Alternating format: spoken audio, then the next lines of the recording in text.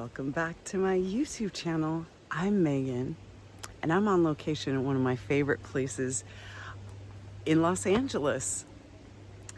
The reason I'm here on location is because this episode is all about joy, and this garden center brings me so much joy. I had been talking in previous episodes about some potential barriers to us perceiving the presence of Immanuel.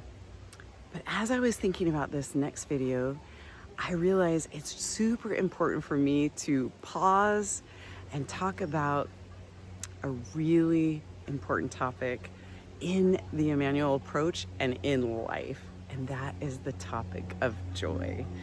So when I learned this fact that I'm about to share with you about joy, it just blew my mind. Our brains were designed by Immanuel, God, who is with us every moment. He designed our brains to run on joy. Much like fuel, joy helps our brains run smoothly. And we come into the world looking for someone who is looking for us. It's that eyes light up to meet you. Have you ever walked into a room and someone's eyes light up to meet you with joy and you like it? It's like being the sparkle or the spark in someone's eyes. Joy is incredibly relational. It's so beautiful. It's always communicated through the eyes and through the face. And so here's the interesting thing about joy is that we have a joy center in our brain. Now, we are hardwired to experience the big 6 emotions. And whenever I do a list of like 6 things, I always remember 5 of them, but never the 6th one. So I will write them in the description, the big 6 emotions, but it's anger, hopeless despair, shame, sadness, and here I go. Disgust is one of them, and there's 5, but I can't remember the 6th. Hopefully you'll do better. And so, but here's the interesting thing.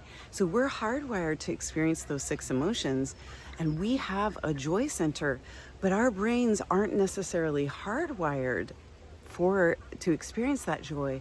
Joy has to be developed or built. Isn't that amazing? And so that usually happens when we're an infant to our primary caregiver, usually our mama or our papa, who's just cooing and looking at us and smiling and lighting up our faces, because that's what our brains were designed to need, and that's what our brains need to run well and to run smoothly.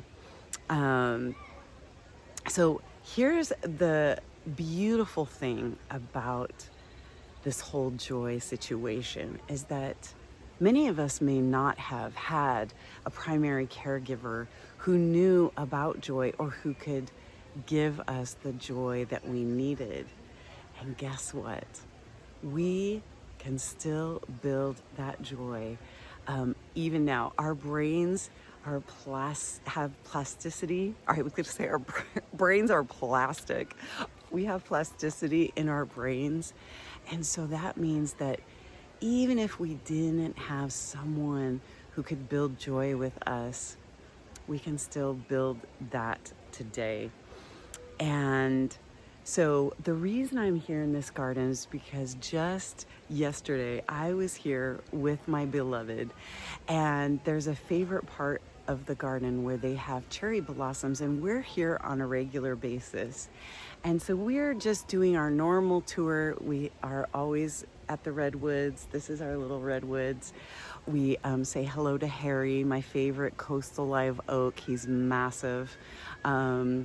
We sniff the lilacs, and we come around the corner, and something happened in this last 5 days since we were here, but the cherry blossoms are like, it's incredible. I felt like tears immediately spring to my eyes when I saw them, tears of joy. I felt like bubbles inside.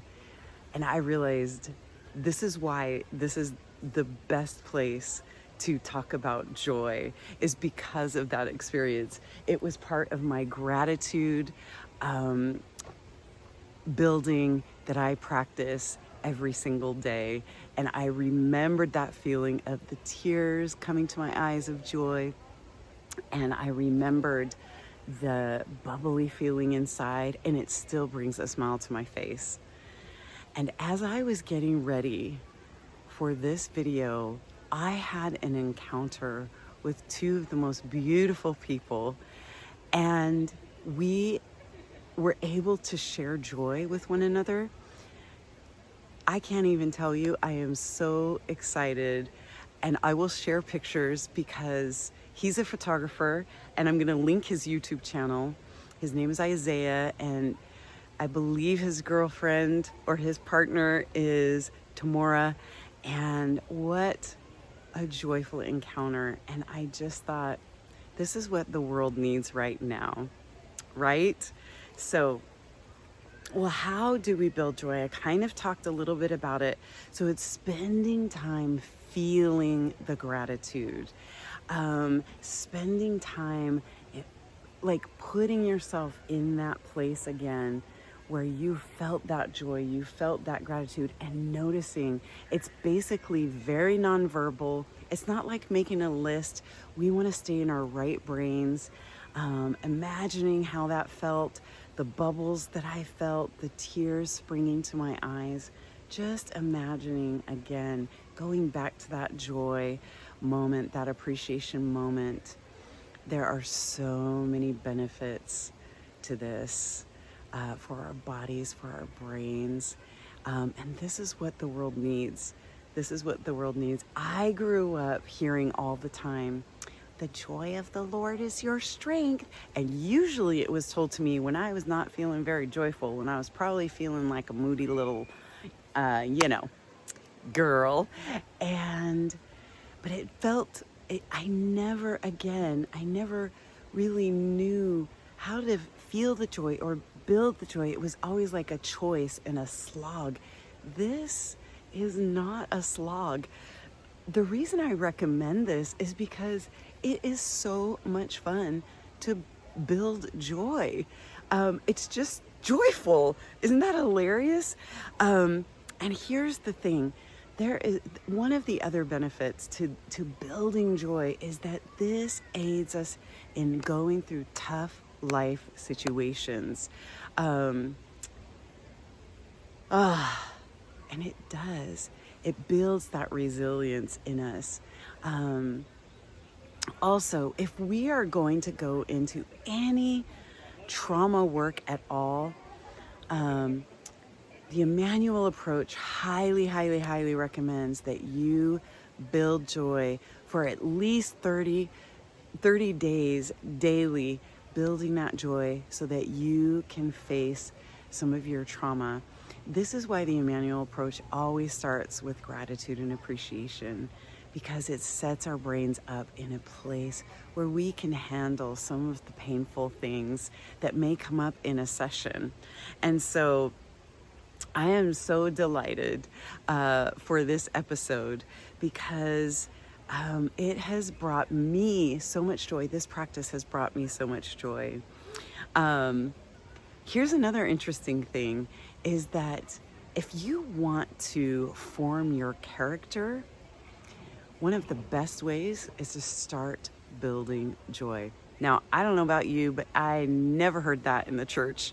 And so I have been practicing, and I can tell you that the proof is in the pudding. And I feel like my character has been more formed into the likeness of Jesus in the last 2 years that I've been practicing than my whole, I won't tell you the amount of years, although my 56th birthday is coming up, so I'm not really shy about how old I am, but for most of my time growing up in the church. So I encourage you to start practicing building joy on a daily basis, feeling that joy non-verbally, and noticing, just noticing how how it feels to just focus on the joy, the gratitude, the appreciation that is really in our world.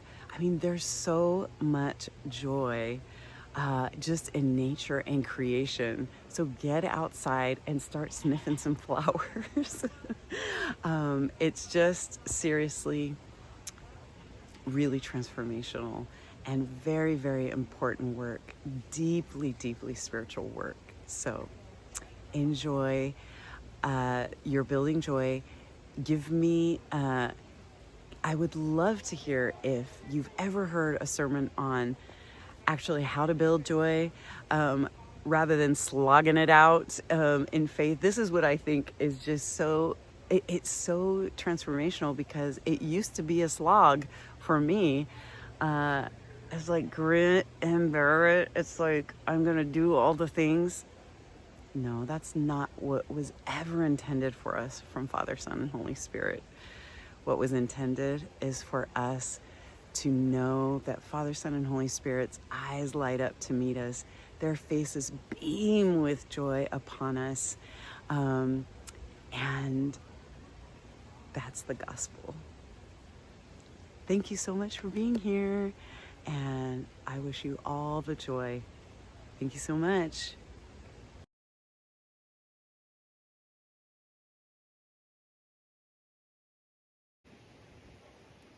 And then can you show me some teeth for me, please? All right, and then back to the smirk that you had at first. The smirk, I love it. All right, ready? And 1, 2, 3. Perfect. Awesome. Aw, thank you. That was beautiful. And I could actually do one horizontal, and that could be a thumbnail if you want. Yeah, Yeah. sure. And I can send them to you. I Okay. can send them to you. Yeah. I don't know when you're planning to post, but Yeah, I can send them to you Mondays. soon. Mondays? I Okay. post on Mondays, yeah. All right, ready? And 1, 2, 3. Like, what is my most joyful face? I love laughing. That's my Okay. joyful, but I don't think I look good laughing. All right, and straight. I wish you could smell